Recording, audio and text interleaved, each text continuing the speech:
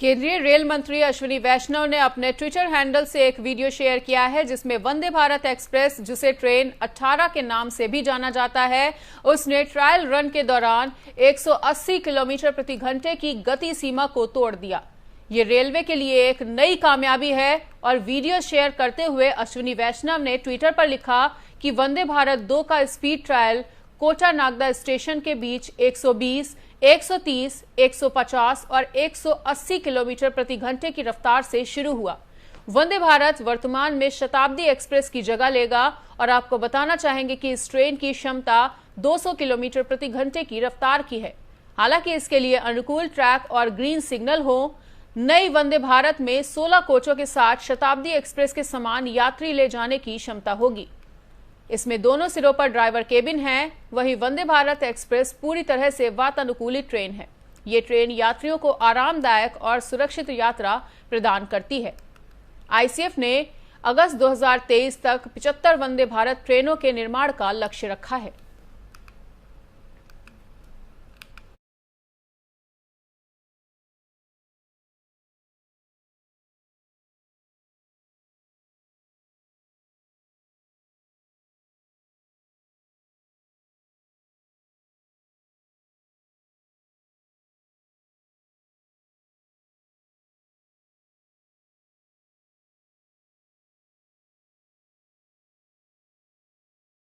पंजाब के अमृतसर में शुक्रवार को एक बड़ा हादसा हो गया है, जहां अमृतसर के गुरु नानक देव विश्वविद्यालय में हुए विस्फोट में एक छात्र घायल हो गया।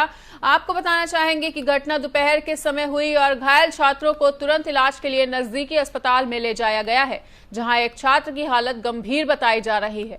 गंभीर रूप से घायल छात्र को अस्पताल के आईसीयू में भर्ती कराया गया है और जानकारी के मुताबिक कुछ छात्र रसायन विज्ञान विभाग की लैब में प्रैक्टिकल करने गए थे, जिस दौरान अचानक जोरदार धमाका हो गया और धमाका इतना जोरदार था कि लैब में जगह जगह खून नजर आ रहा था। इस विस्फोट में कई छात्र घायल हुए हैं और एक छात्रा की हालत नाजुक बताई जा रही है। बताया जा रहा है कि गंभीर रूप से घायल छात्रा का नाम मुस्कान है। वहीं मुस्कान के चेहरे और आंखों पर गंभीर चोटें आई हैं।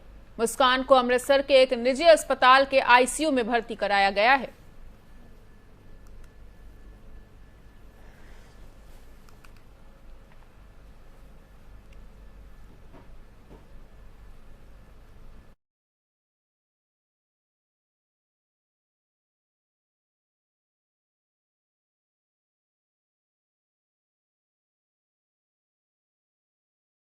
सोनाली फोगाट की मौत का मामला अब गहराता हुआ नजर आ रहा है और इस मामले में पहले हार्ट अटैक की बात सामने आई थी और फिर सोनाली के परिवार ने सुधीर पर शक जाहिर किया।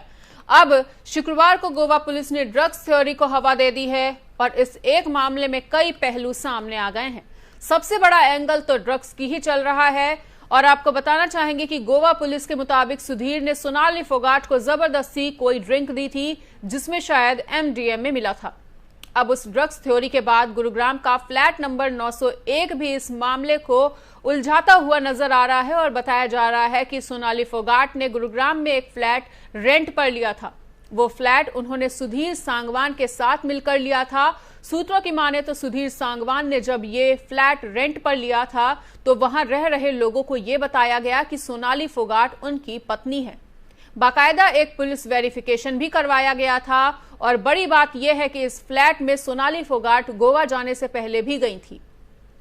खबर है कि गोवा जाने से पहले सोनाली फोगाट और सुधीर सांगवान गुरुग्राम की इसी सोसाइटी में आए थे और यहां अपनी सफारी गाड़ी खड़ी करके वो फिर टैक्सी से एयरपोर्ट गए थे। अभी पुलिस इस पहलू पर ज्यादा कुछ बोलने से बच रही है और सच जानने का प्रयास किया जा रहा है।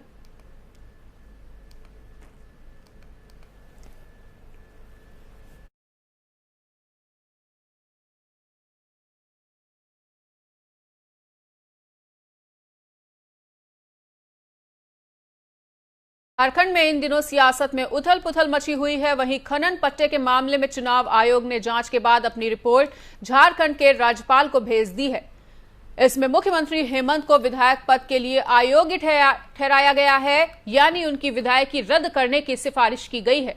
इसी बीच सीएम हेमंत सोरेन ने भी अपने इरादे जाहिर कर दिए हैं और उन्होंने ट्वीट कर कहा है कि ये आदिवासी का बेटा है और इनकी चाल से हमारा रास्ता ना कभी रुका है, ना हम लोग कभी लोगों से डरे हैं। मुख्यमंत्री हेमंत सोरेन ने कहा कि हमारे पूर्वजों ने बहुत पहले ही हमारे मन से डर और भय को निकाल दिया था। हम आदिवासियों के डीएनए में डर और भय के लिए कोई जगह ही नहीं है।